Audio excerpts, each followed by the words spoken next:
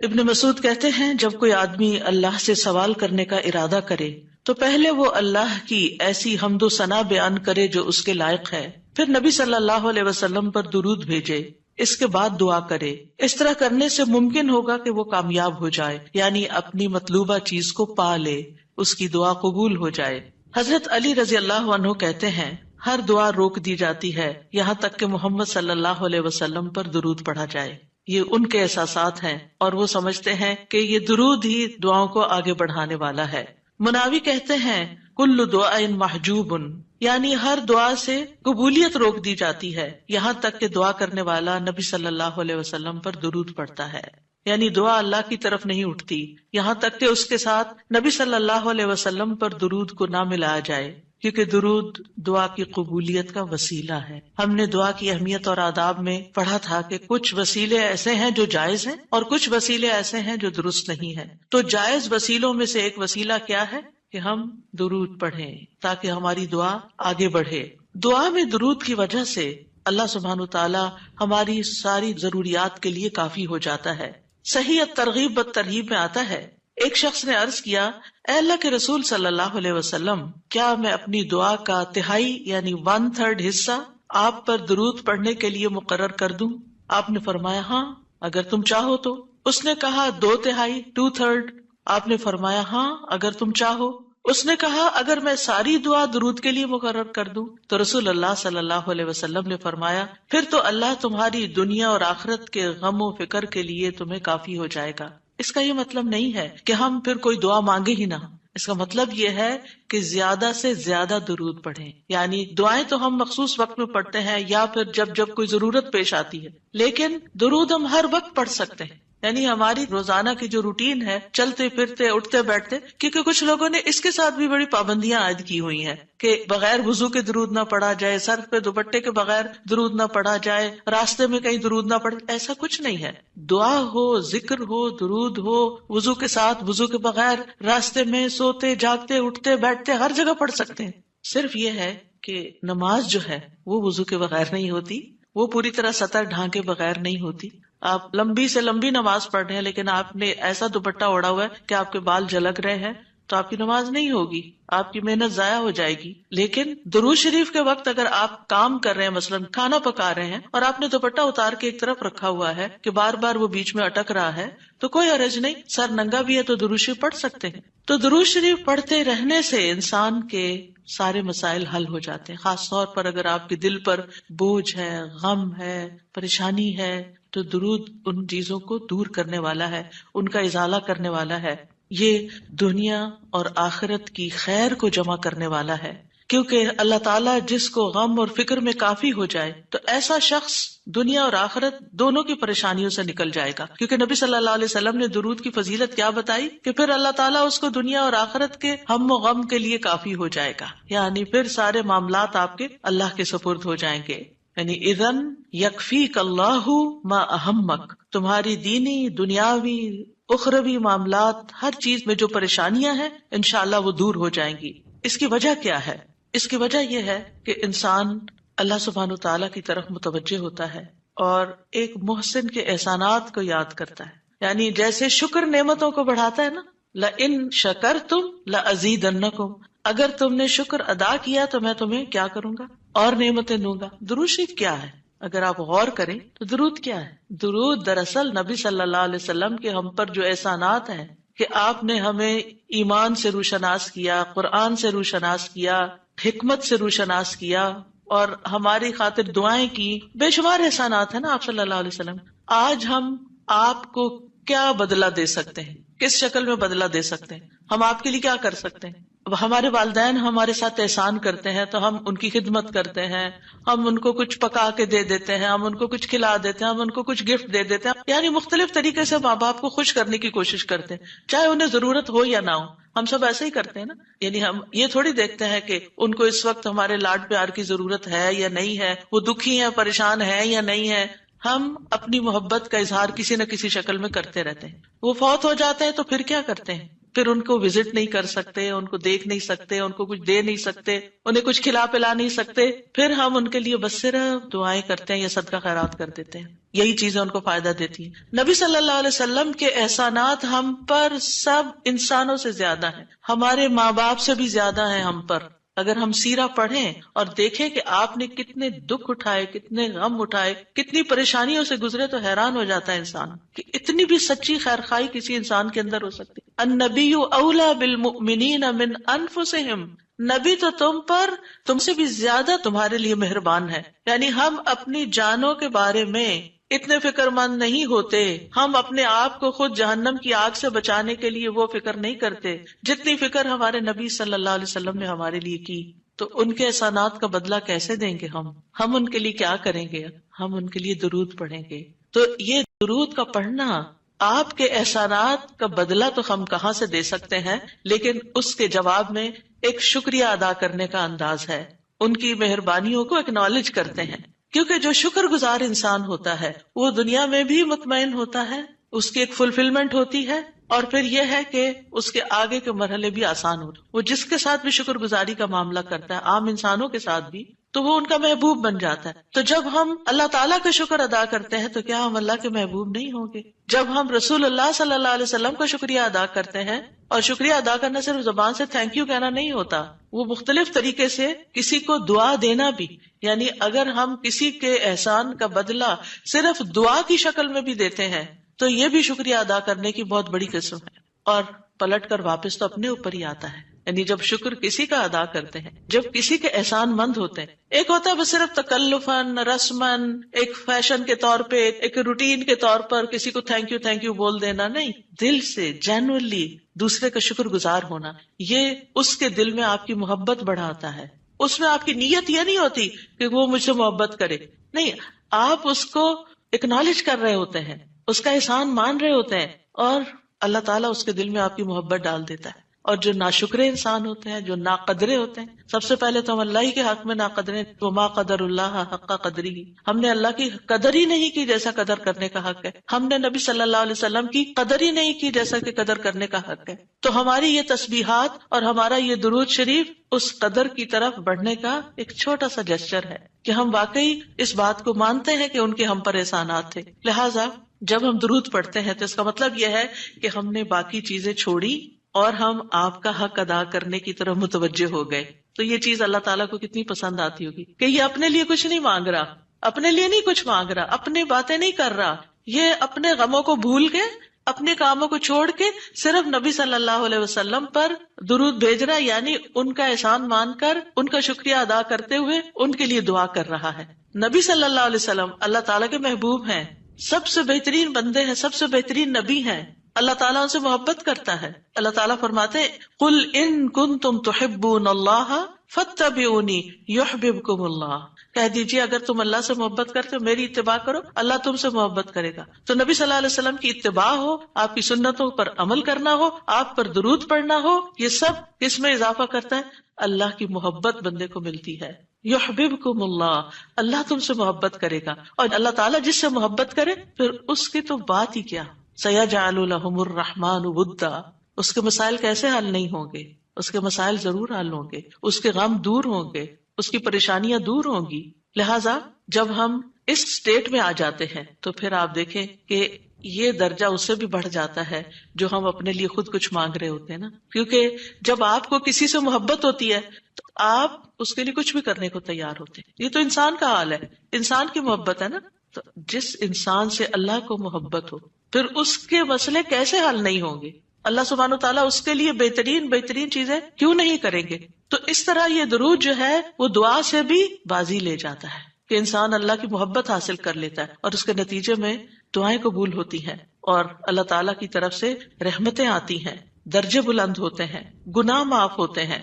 لیکن اس کا یہ مطلب ہرگز نہیں کہ آپ باقی دعائیں نہ مانگیں، کیونکہ خود نبی صلی اللہ علیہ وسلم نے ساری دعائیں مانگی ہیں. یہ جو ہم آپ کو جتنی بھی دعائیں سکھا رہے ہیں یہ مسنون دعائیں ہیں، ان کو دعا سمجھ کے پڑھیں اور اس کو ریپیٹڈلی پڑھیں، کیونکہ دعا میں تکرار بھی ضروری ہے. ہم آداب میں پڑھ چکے ہیں، اصرار ضروری ہے، تکرار ضروری ہے، افتقار ضروری ہے. تو اپنی محتاجی، اپنی عاجزی، اپنی ہمبلنس کو ظاہر کرتے ہوئے اللہ تعالیٰ سے مانگتے رہیں. تو درود جو ہے اس کے بارے میں جو قرآن مجید میں آتا ہے، آیت دوبارہ سنتے ہیں، بے شک اللہ اور اس کے فرشتے نبی پر رحمت بھیجتے ہیں، اے لوگو جو ایمان لائے ہو تم بھی ان پر درود بھیجو اور خوب خوب سلام بھی بھیجتے رہا کرو۔ ان اللہ وملائکتہ یصلون علی النبی، اللہ سبحانہ و تعالی خود اور اس کے فرشتے نبی صلی اللہ علیہ وسلم پر درود بھیجتے ہیں۔ اللہ سبحانہ و تعالی درود بھیجتے ہیں، اس کا کیا مطلب ہے؟ یعنی اللہ سبحانہ و تعالی ملائے اعلیٰ میں، آسمانوں کی بلند مجلس میں اپنے بندے، اپنے نبی محمد صلی اللہ علیہ وسلم کی تعریف کرتے ہیں، ان کے بلند مرتبے اور ان کی بلند شان کی خبر دیتے ہیں۔ اللہ تعالیٰ ان کی خود تعریف کرتے ہیں، ثنا کرتے ہیں، آپ پر رحمتیں اور برکتیں نازل کرتے ہیں۔ اور فرشتے بھی درود بھیجتے ہیں، جیسے فرشتے تسبیح کرتے ہیں نا، اور جیسے کائنات کی باقی چیزیں سب اللہ کی حمد و ثنا کرتے ہیں، تو نبی صلی اللہ علیہ وسلم پر بھی فرشتے درود بھیجتے ہیں۔ اور ان کا درود بھیجنا کیا ہے کہ آپ کے لیے رحمت اور مغفرت اور بلندی درجات کی دعا، یعنی ایک تو فرشتے ایمان والوں کے لیے دعا کرتے ہیں، دوسرا یہ کہ فرشتے نبی صلی اللہ علیہ وسلم کے لیے خاص دعائیں کرتے ہیں۔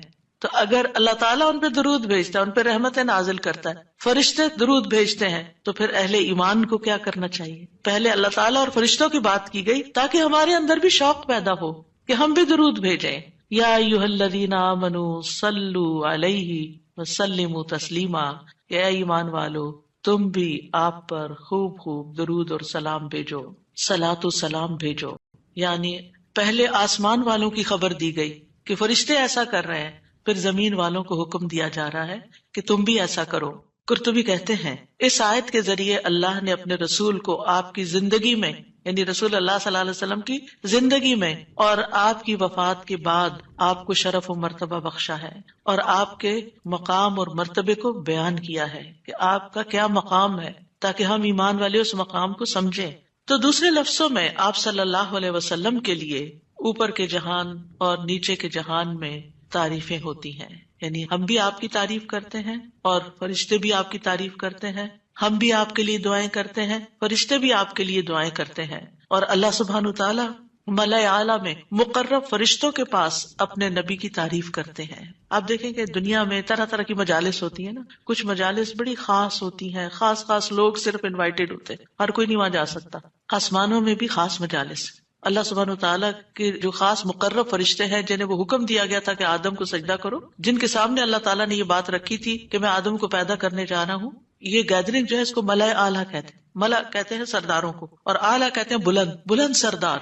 تو یہ ایلیٹ کلاس ہے فرشتوں کی کہ جس کے سامنے اللہ سبحانہ تعالیٰ نے حضرت آدم کی پیدائش کی بات کی تھی اور پھر اس کے بعد سجدے کا حکم دیا گیا تھا، تو مقرب فرشتوں کے درمیان یا ان کے پاس اللہ سبحانہ تعالیٰ نبی صلی اللہ علیہ وسلم کی تعریف کرتے ہیں۔ ذرا سوچئے، امیجن کیجئے فرشتوں کی مجلس۔ ویسے تو کوئی فرشتہ اللہ کی نافرمانی نہیں کرتا، ہر فرشتہ اطاعت گزار ہے، ہر فرشتہ اللہ کی بات مانتا۔ یفعلون ما یؤمرون، لپکتے ہیں، دوڑتے ہیں، بھاگتے ہیں، تیز بھاگتے ہیں، ایک دوسرے سے فالسابقات سبقا، ایک دوسرے سے سبقت لے جاتے ہیں اللہ کا حکم ماننے میں۔ یعنی فرشتوں کا یہ حال ہے، لیکن ان کی کیٹیگریز ہیں۔ سورۃ فاطر کے شروع میں کیا آتا ہے؟ جاعل الملائکۃ رسلا اولی اجنحۃ مثنی وثلاث ورباع ویزید فی الخلق ما یشاء۔ 2 پروں والے فرشتے بھی ہیں، 3 والے بھی ہیں، 4 والے بھی ہیں، اور پھر اللہ جتنی چاہتا ہے بڑھا دیتا ہے۔ جبریل علیہ السلام کے تو 600 پر ہیں، سوچئے کیا کیفیت ہوگی ان کی۔ اور پھر جو حاملین عرش فرشتے ہیں، ان کے کندھے سے لے کے یہاں کان کی لو تک 700 سال کا فاصلہ ہے، اتنا عرصہ کوئی سفر کرتا رہے۔ اب آپ خود سوچیں کہ اتنے بڑے فرشتے ہیں وہ، ان کے سامنے اللہ سبحانہ و تعالی محمد صلی اللہ علیہ وسلم کی تعریف فرماتے ہیں۔ آپ کے مقام کا اندازہ کریں، کیا ہم نے قدر کی اپنے نبی کی؟ ہم کیا درود پڑھتے ہیں، ہم کیا تعریف کرتے ہیں، ہم کتنا جانتے ہیں آپ کو، ہم آپ کی سنت کو کیا سمجھتے ہیں؟ حدیث، یہ تو حدیث ہے، یہ قرآن تو نہیں ہے۔ استغفر اللہ، آپ نے دین کے مختلف چیزوں میں فرق کر دیا جس کو خود رسول اللہ صلی اللہ علیہ وسلم دے کر گئے تھے، آپ کس راہ پہ چل پڑے؟ تو آپ سوچئے کہ اللہ کے رسول صلی اللہ علیہ وسلم کی تعریف وہاں ہو رہی. راہ گزرتا بھی کوئی ہماری تعریف کر دے نا تو ہم ایسے بھول جاتے ہیں کہ بڑی چیز ہو گئے، ہم پتہ نہیں کیا بن گئے ہیں. اس کو بھی بہت کچھ سمجھتے ہیں. کبھی فیس بک پہ لگاتے ہیں یہ فلاں نے ہماری تعریف کی ہے، کبھی کچھ کرتے ہیں کبھی کچھ کرتے ہیں. تعریف آپ سوچئے پھر ہم کیا ہے اور محمد صلی اللہ علیہ وسلم کیا ہے جن کی تعریف اللہ تعالیٰ کر رہے ہیں اور وہ فرشتوں کی مجلس میں کر رہے ہیں. اس تعریف کا کیا کہنا. ایسے پیغمبر پر، ایسے نبی پر کیا ہم درود نہیں بھیجیں گے؟ کیا ہم ان کے لیے دعائیں نہیں کریں گے؟ اللہ سبحانہ و تعالیٰ سے ان کے لیے وسیلہ نہیں مانگیں گے؟ تو صلاۃ کا جو لفظ ہے، صلاۃ کا لفظ اس کے معنی میں رحمت بھی ہے، ذکر خیر بھی ہے، دعا بھی ہے. رحمت، ذکر خیر اور دعا. قاموس میں ہے الصلاۃ الدعاء والرحمت والاستغفار وحسن الثناء من اللہ عز وجل علی رسولہ صلی اللہ علیہ وسلم. صلاۃ سے مراد دعا، رحمت، استغفار اور اللہ عز و جل کی طرف سے اس کے رسول کی تعریف ہے. یعنی درود کا یہ مطلب ہے، یعنی اللہ تعالیٰ کی طرف سے صلاۃ بھیجنے کا مطلب کیا کہ اللہ تعالیٰ آپ سے راضی ہیں اور آپ پر رحمت نازل کرتے ہیں. ٹھیک ہے، یعنی اللہ تعالیٰ آپ پر درود بھیجتے یعنی آپ پر رحمت نازل کرتے ہیں اور آپ سے راضی ہیں. ابن قیم کہتے ہیں نبی صلی اللہ علیہ وسلم پر اللہ کے صلاۃ بھیجنے سے مراد اللہ سبحانہ تعالیٰ کا آپ کی تعریف کرنا ہے اور آپ کی دیکھ بھال کرنا ہے اور آپ کے شرف کو ظاہر کرنا ہے اور آپ کی فضیلت اور حرمت کو ثابت کرنا ہے. اور فرشتوں کے صلاۃ بھیجنے کا مطلب کہ وہ دعا کے معنی میں ہے کہ وہ نبی صلی اللہ علیہ وسلم کے لیے دعا مانگتے ہیں. اور یہ بھی ممکن ہے کہ وہ اللہ سبحانہ تعالیٰ کے ساتھ مل کر نبی صلی اللہ علیہ وسلم کی تعریف کرتے ہیں کہ فرشتے بھی آپ کی تعریف کرتے ہیں. ابو عالیہ کہتے ہیں کہ معزز فرشتوں کا صلاۃ بھیجنا ان کا دعا کرنا ہے نبی صلی اللہ علیہ وسلم کے لیے. ابن عباس کہتے ہیں یصلون کا مطلب ہے وہ برکت کی دعا کرتے ہیں. یہ سارے معنی میں اختلاف نہیں ہے، یہ مختلف طریقے سے صلاۃ کے لفظ کو واضح کیا گیا کیونکہ عام طور پر ہمیں لفظ درود کا بھی مطلب کوئی نہیں آتا ہوتا. یعنی کہ اگر کسی سے پوچھے درود کیا ہوتا ہے کچھ پتہ نہیں، بس ہوتا ہے درود. تو عربی میں درود نہیں کہتے، یہ فارسی کا لفظ ہے. عربی میں صلاۃ کہتے ہیں اور صلاۃ میں یہ سارے معنی آ جاتے ہیں جو میں عرض کر رہی ہوں. اور امت کو کیا حکم ہے کہ وہ آپ کے لیے دعا بھی کریں اور آپ کے حکم کی تعظیم بھی کریں. آپ کے حکم کو جو نبی صلی اللہ علیہ وسلم کا حکم ہے اس کو سب کے حکم پر فوقیت دیں، اس کو بڑا سمجھیں. ایک طرف ماں باپ کا حکم، ایک طرف رسول اللہ صلی اللہ علیہ وسلم کا حکم. اگرچہ اللہ سبحانہ تعالیٰ نے ہمیں ماں باپ کے ساتھ احسان کا حکم دیا ہے، ان کی بات ماننے کے لیے بھی کہا ہے، لیکن ان کے مقابلے میں اگر رسول اللہ صلی اللہ علیہ وسلم آ جاتے ہیں تو پھر ہمیں رسول اللہ صلی اللہ علیہ وسلم کی بات کو فوقیت دینی ہے، ترجیح دینی ہے، اہمیت دینی ہے. کیونکہ وہ شخص مومن ہی نہیں ہو سکتا جس کو نبی صلی اللہ علیہ وسلم اس کے والدین، اولاد اور سب انسانوں سے زیادہ محبوب نہ ہو جائیں. یہ ایمان کا کرائیٹیریا ہے. سارے انسانوں، چاہے کوئی کتنے بڑے بڑے اسکالرز ہوں، سائنٹسٹ ہوں، ریسرچرز ہوں، چاند پہ جانے والے لوگ ہوں، جو مرضی ہوں، جہاں رسول اللہ صلی اللہ علیہ وسلم کی بات آ گئی یہ بات سچی ہے. صدق اللہ و رسولہ، اللہ اور اس کے رسول نے سچ کہا ہے. صحیح اوتھینٹک حدیث سامنے آ گئی ہے، ایسا ہی کرنا چاہیے. ریسرچز کہتی ہیں شہد نہ کھایا جائے کیونکہ اس میں بہت سویٹنس ہے. نہیں، قرآن کہتا ہے کہ شہد میں شفا ہے. نبی صلی اللہ علیہ وسلم نے تجربہ کروایا تھا ایک شخص کو، وہ شہد سے پہلے بیمار ہوا تھا اور پھر اسی سے ہی وہ ٹھیک ہوا تھا جس کا پیٹ خراب ہوا تھا. ہمارا یقین ہے اگر شہد خالص ہے، شہد ہے، کچھ اور نہیں، تو پھر اسی میں ہی شفا ہے. یہ ہو نہیں سکتا کہ جو بات قرآن کہہ دے اور جو بات نبی صلی اللہ علیہ وسلم کہہ دے پھر اس میں کوئی شک باقی رہے. کوئی شک نہیں. ہمیں اس شک کو دل سے نکالنا ہے. دو چیزیں ایمان میں خلل ڈالتی ہیں، شبہات اینڈ شہوات. کیونکہ جب ہمارے اندر ڈاؤٹس آ جاتے ہیں نا کسی چیز کے بارے میں تو پھر ہمارا یقین اٹھ جاتا ہے، پھر ہمارا عمل کمزور ہو جاتا ہے. اور اسی طرح جب ہماری خواہشات آگے آ جاتی ہیں تو پھر ہم لیزی ہو جاتے ہیں، ہم اپنی مرضی پسند کے محبوب کام کرنے لگتے ہیں اور دوسرے کاموں کو پیچھے کر دیتے ہیں، چاہے وہ ہمارے لیے زیادہ فائدے کی کیوں نہ ہو. ابن قیم کہتے ہیں ہمارا آپ پر صلاۃ بھیجنا یہ ہے کہ ہم اللہ تعالیٰ سے مطالبہ کرتے ہیں، ہم اللہ تعالیٰ سے دعا کرتے ہیں، اللہم، کہ اے اللہ ہمارے نبی کی اور بھی زیادہ تعریف کریں اور آپ کی فضیلت اور شرف کو ظاہر کریں اور آپ کی تکریم اور اپنی قربت کا آپ ان کے لیے اظہار کریں. یعنی اے اللہ تعالیٰ آپ ان کو اور زیادہ محبوب بنا لیں اور زیادہ ان کو عزت دیں اور زیادہ ان کے درجے بلند کریں. اور یہ سچے دل سے تو دعا اسی کی ہوگی نا جو نبی صلی اللہ علیہ وسلم سے محبت کرتا ہوگا اور آپ کی اہمیت کو جانتا ہوگا. ان لوگوں کا درود کیا درود ہوگا جو نبی صلی اللہ علیہ وسلم کو وہ عزت اور مقام دیتے ہی نہیں جو واقعی ان کا ہے. کیونکہ جب تک کسی سے محبت نہ ہو تو اس کے لیے اس درجے کی دعا بھی نہیں ہو سکتی. چاہے دن میں کوئی 10 دفعہ آپ سے کہنا میرے لیے دعا کرو، آپ کریں گے، لیکن اس پیار سے وہ دعا نہیں نکلے گی جس پیار سے وہ دعا نکلے گی جس سے آپ کے لیے محبت. وہ نہ بھی کہ تو آپ اس کے لیے دعائیں کرتے رہتے ہیں. اور پھر یہاں پر اس آیت میں صرف صلاۃ کی بات نہیں بلکہ کیا فرمایا، وَسَلِّمُوا تَسْلِيمًا. سلموا، آپ کو سلام کا تحفہ بھی دیں، صرف صلاۃ نہیں بلکہ سلام بھی کریں. تسلیم کا کیا مطلب ہے کہ آپ پر خیر و برکات نازل ہوں، آپ پر اللہ کی رحمتیں اور سلامتیاں ہوں، اور آپ ہر طرح کی تکالیف اور آفتوں سے محفوظ رہیں، ہر طرح کے نقائص سے پاک رہیں.